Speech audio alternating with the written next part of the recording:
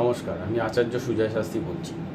যেসব জাতক জাতিকারা মাঙ্গলিক দোষের শিকার, আজকে তাদের জন্য একটা সুন্দর উপাচার বলবো। যারা দেখুন একটা কথা, অনেক জ্যোতিষী বলছে মাঙ্গলিক বলে কিছু হয় না, মাঙ্গলিক দোষে। আমি বলছি 100% গ্যারান্টি দিয়ে বলছি, মাঙ্গলিক দোষের এফেক্ট কিন্তু মারাত্মক। যদি কোনো মেয়ে হয় তার বিবাহিত জীবন এফেক্ট ফেলবেই ফেলবে, আর যদি কোনো পুরুষ হয়, মানে কোনো জাতক হয়, জাতক হলে পরে তার কর্মজীবন নষ্ট করে দেয়।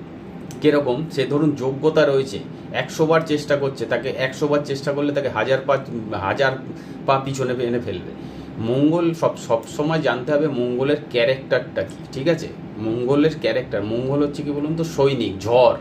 যে মানে আপনি সামনে পড়লে পরে আপনাকে পুরো ঝড়ের মতো উড়িয়ে দেবে।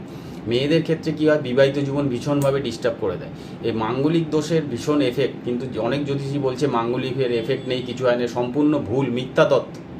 মাঙ্গলিক দোষের এফেক্ট কিন্তু মারাত্মক।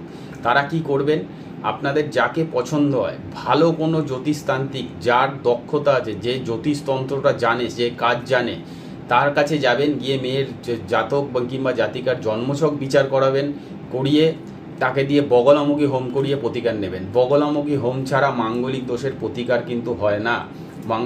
মঙ্গলের আরাধ্য দেবী হচ্ছে মা বগলা। অতএব আপনাদের ছেলে কিংবা মেয়ের মধ্যে যদি মাঙ্গলিক দশা থেকে থাকে, ঠিক আছে, অবশ্যই ভালো কাউকে দেখিয়ে গিয়ে বগলামুখী হোম করিয়ে প্রতিকার করবেন। জয় মা কামাখ্যা, জয় মা তারা। সবাই ভালো থাকুন। পরবর্তী অনুষ্ঠানে আবার দেখা হবে।